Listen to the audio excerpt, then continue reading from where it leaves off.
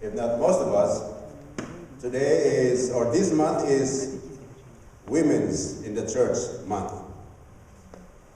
Our General Conference Office, right along with the North American Division, has signified or made this important month of March to give emphasis of women in the church.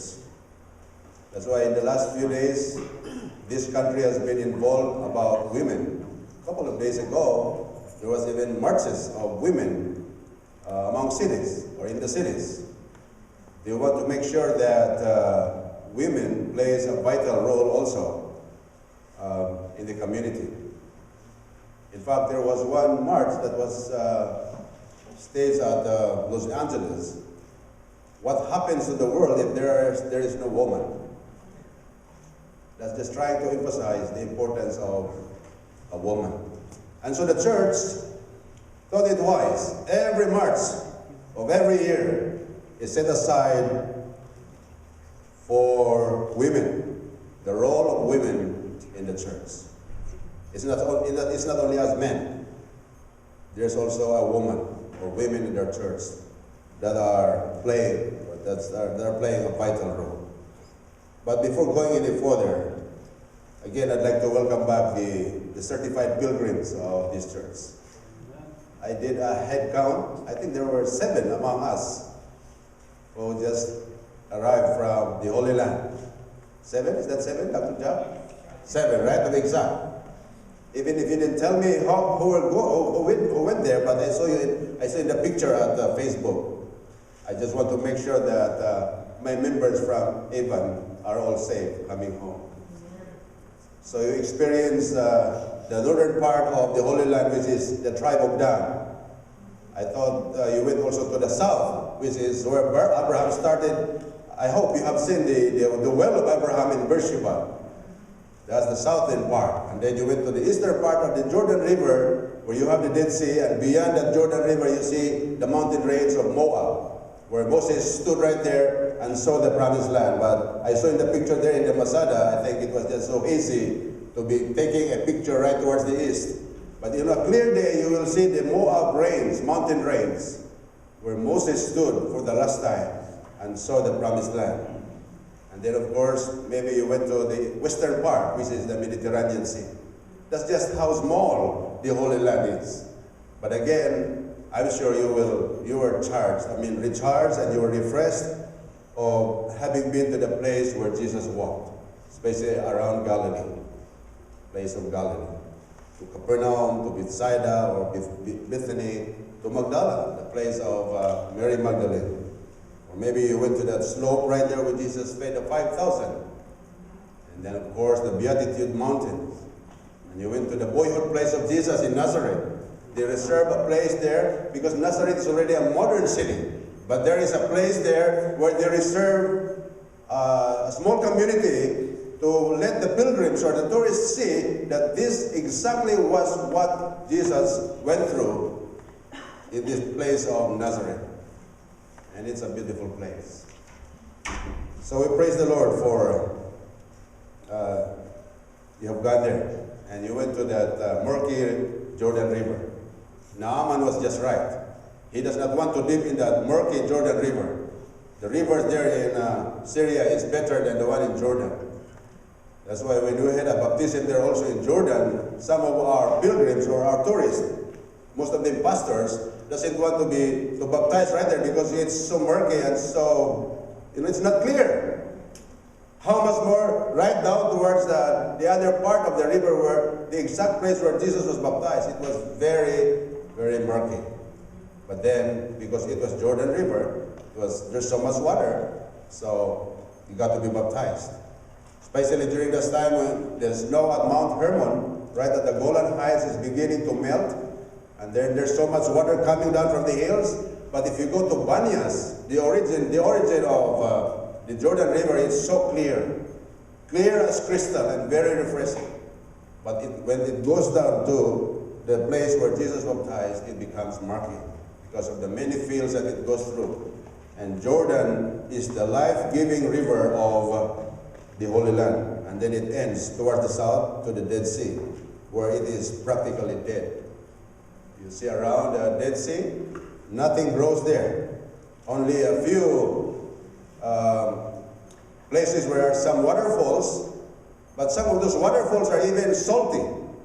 One of those two that are fresh water is the Engedi, where, you know, David used to take refuge, or Elijah, because they were being pursued by the kings, these wicked kings. And then it's that place, very nice place in Engedi. And towards the northern part, you go up, you go to the caves, the different caves. 11 of them, and one important significant cave there is Cave of Qumran, where the Dead Sea Scrolls were located. But anyway, that's not the point here tonight. I mean this afternoon or this morning. If you have the chance to visit Israel, do it, because it's a fulfillment of something that is very special. The Bible becomes alive when you get there in the Holy Land. It becomes alive, and it's very surreal, especially those places where Jesus walked. And the places where, you know, he had those trials, those mock trials right there at the Caiaphas Square, right down below the Zion, City of Zion. City of Zion, or we call it also the City of David. It's just a small piece of land. When David tried to get that place of Mount Moriah, and then King Solomon expanded it, and then Babylonians destroyed it. When they came back, Nehemiah tried to expand it, and now you have the old city, the old wall. Of course, many empires tried to destroy it. The original wall is right there down below. And if you go down there, there's a tunnel down there. Those were the original tons of, you know, bricks, which was erected by Solomon. However, it was destroyed in 70 AD by the Romans. Anyway, go back to the women. To our women today, to our wives, have you been misunderstood in your experience? Did you experience something in your life that even how much you try your best to be understood, still people misunderstood you? Have you been misunderstood by your husband? Have you been misunderstood by your neighbors or your relatives or your loved ones? But you know what? There is a woman in the Bible that we are told is one of the most misunderstood women. You cannot find her name in the Bible. I don't know if you know this particular woman. Who knows this woman? You don't see her name, but she's a woman. She's a woman. Her name was never revealed, and yet she may be the most infamous, not famous, but she may be the most infamous woman in the Bible, because some scholars, Bible scholars at that, try to label her as the devil's accomplice. The devil's accomplice. In fact, one of those early Bible scholars called her a diabolical fury. Diabolical fury. And even in these contemporary writings by these scholars, there was not even something that has improved the labeling of this particular woman. It's difficult to find a book or even a sermon, listen to a sermon that is treating this particular woman into something that is honorable or something that is good. Now the text earlier that was read is different as far as King Solomon is concerned. Those are the character traits of a virtuous woman that's found in Proverbs 31, the whole chapter there. And I just selected the first three, or the three verses right in that book of Proverbs, Proverbs 31. So, excuse me. Do you know this woman? Do you know of Job's wife? This woman is Job's wife. Let's take a picture of her. Well, this is the book of Job. If the Proverbs 31 woman represents a model of Christian virtue, of a real Christian woman, the wife of Job occupies the role of least desirable. The wife of Job was least desirable comparing to the text that was read earlier. Because the wife of Job did something that was unusual as a wife. She was least desirable as far as other scholars would comment. And in fact, they say she shares a place of the hall of shame, with the likes of Jezebel, with the likes of Michael, or with the likes of Delilah. Remember these women in the Bible? That's how they compare the wife of Job with Jezebel, the wife of King Ahab, with Michael, the wife of David, with Delilah, the wife of Solomon. Have you been to the place where, Samson, the place where Samson and Delilah dated, right there near the Valley of Elah? Very nice place. But is this image an honest assessment of her character? Or is there a possibility that in our humanness, we right away rush to empathize and identify with Job?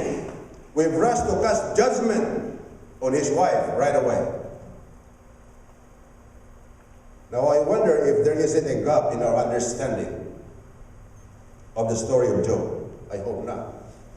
Although clearly Job is the main character of the book of Job, he is not the only one. He is not the only one there.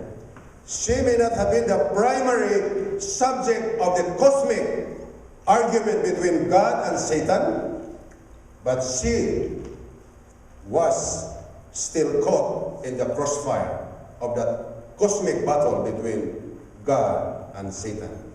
And we might argue that every hardship endured by Job was similarly felt by his wife. Have you noticed that, dear wife? Every suffering of your husband, you might have felt that too. Just like this particular woman, this particular wife. She watched her children die. How many children do they have? Remember? Job and Job and the wife? 10. They have 10 children. How many sons? 3. No. How many sons? 7 sons. 3 daughters. She and Job watched their children die. That's found in Job 1:13-19. 10 times God has blessed her womb. 10 times she endured the joy. She endured the pain of childbirth. 10 times she nurtured to love, to honor, and respect Jehovah. From the account of the first chapter of Job, as you have noticed, this appears to be a very fun-loving family, God-fearing family, a close-knit family. Who has the heartbeat, or who was the heartbeat of the home? What do you think? The wife.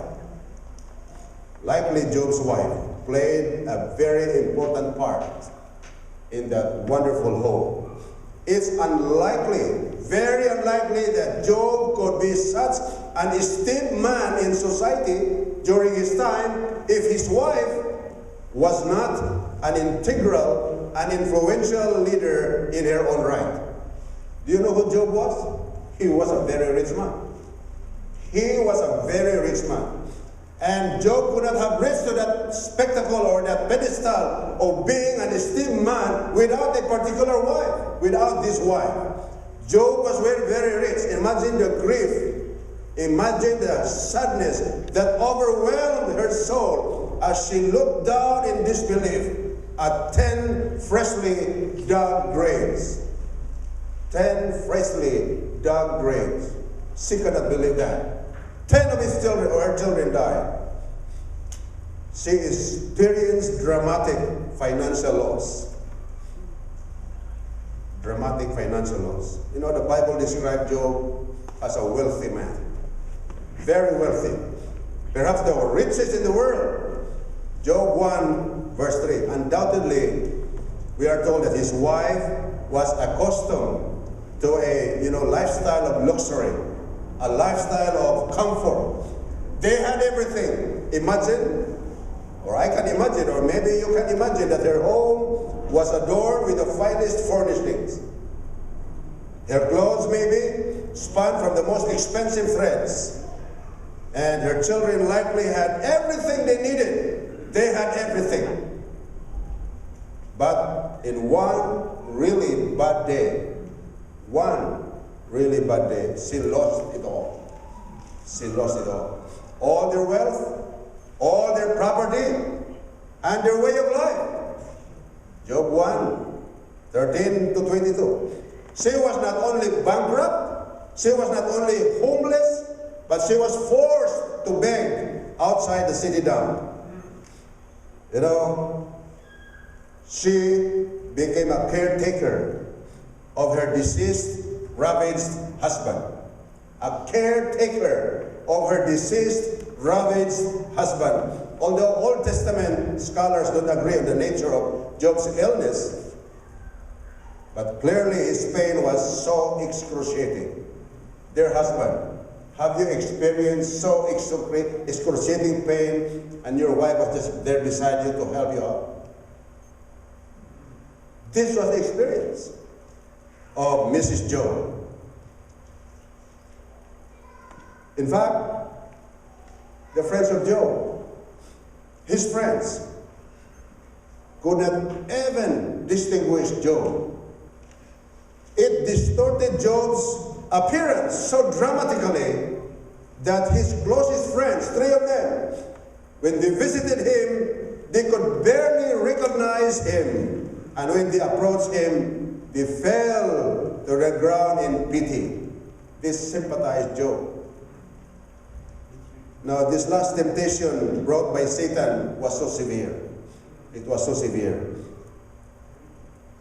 It nearly broke Job's heart. Every day, Job was to stay outside he was right there at the rugged edge of death, only experiencing momentary relief when he tried to scratch maybe or brought this particular body to the heat of these burnt piles and the scrapery of the pottery shards. And while we weep with Job, we miss the faithful, steady presence of his wife. Now, she put aside her own grief to stay and care for her husband. Imagine the exhausting pain of of his husband. Imagine.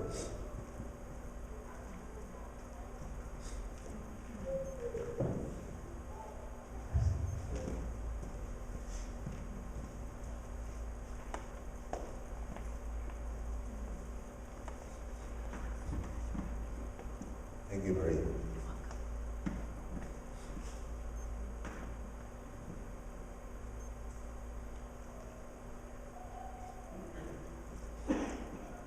Even Mrs. Job was grieving.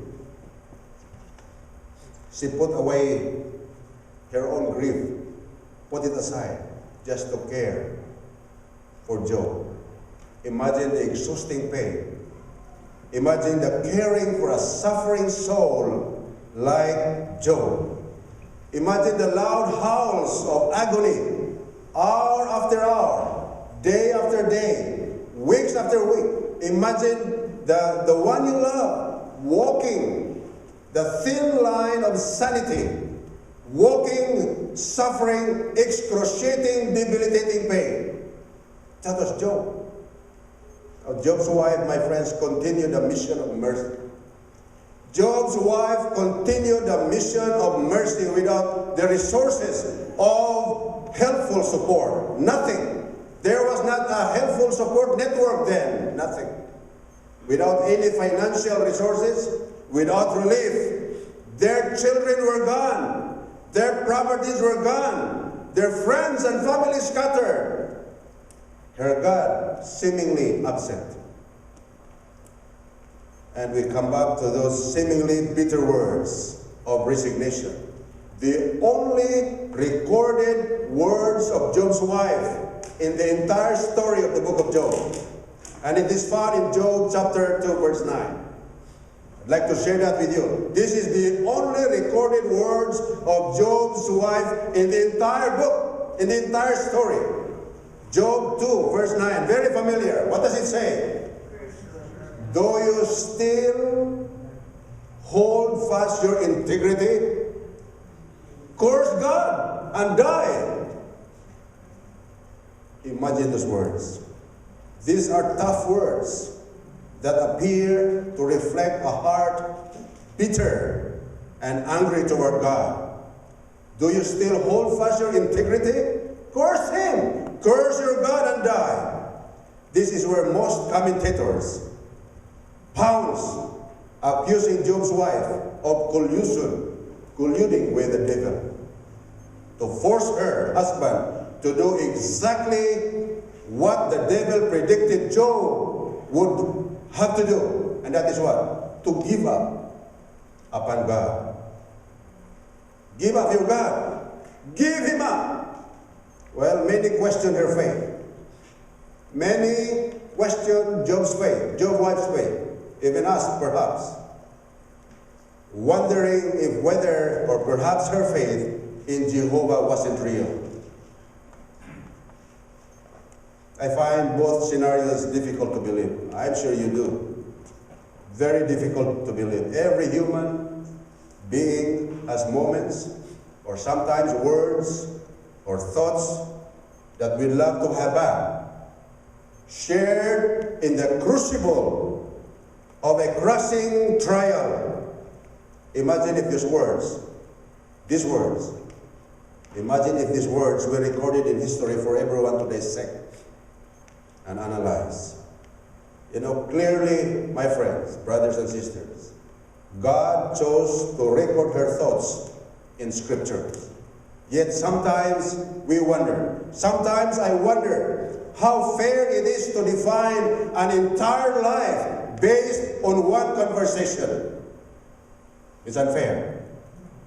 Nowhere before or after this incident are we given any indication that Job's wife was a perpetually bitter or unhappy wife. There was nothing before these words that she uttered. And perhaps her advice to Job wasn't born out of her own misery, but out of compassion. Did you notice that? Her advice to Job, her voice or these words to Job wasn't born out of her own misery, but it was about compassion. Why? Because day after day she witnessed her husband live out his days in utter agony. There was no relief in sight.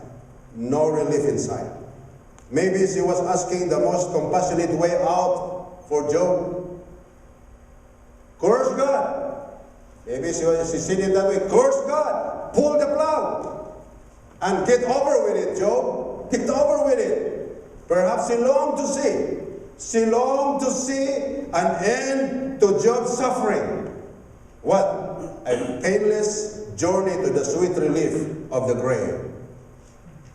She longed for that.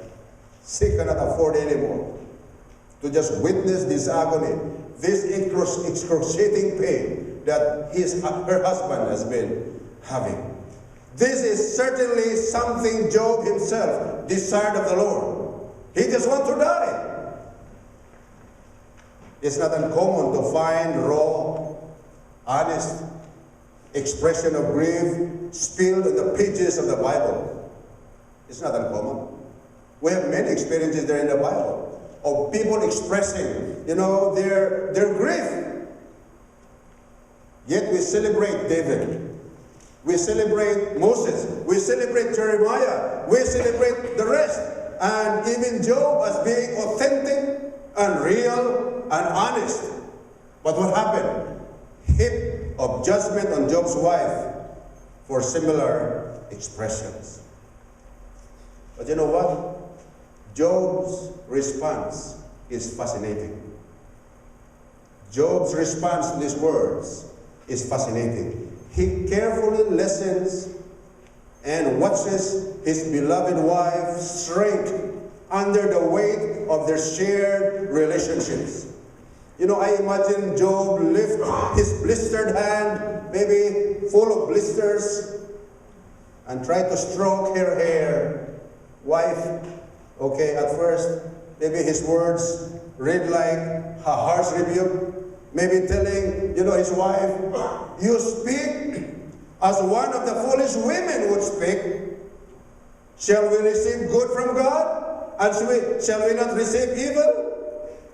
Think about that fascination, or that fascinating response from Job. In Job 2 verse 10 of the English Standard Version. You speak as one of the foolish women would speak. Shall we receive good from God? And shall we not receive evil? Yet, if you listen to Job, you almost hear the admiration. You speak as one of the foolish women. He didn't say his wife was foolish. Think about that.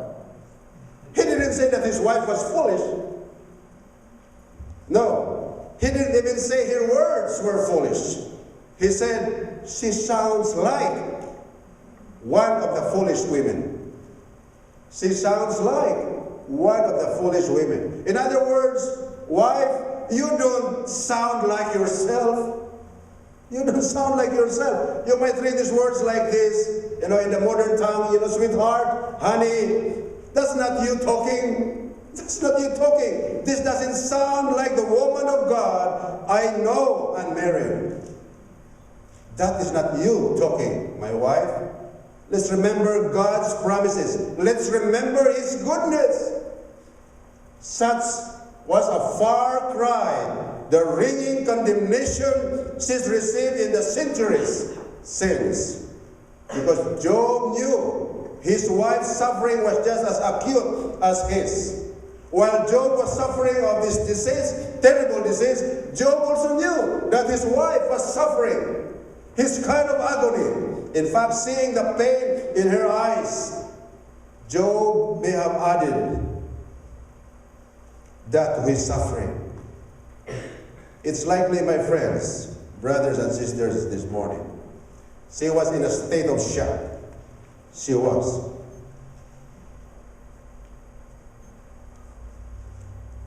Sudden loss has a way of clouding our judgment.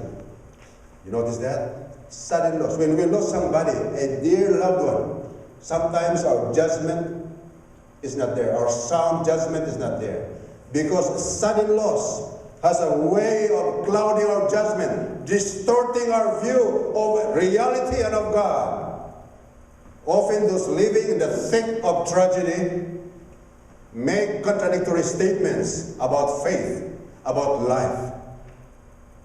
Today, we might even conclude that Job's wife suffered from post-traumatic stress disorder, PTSD.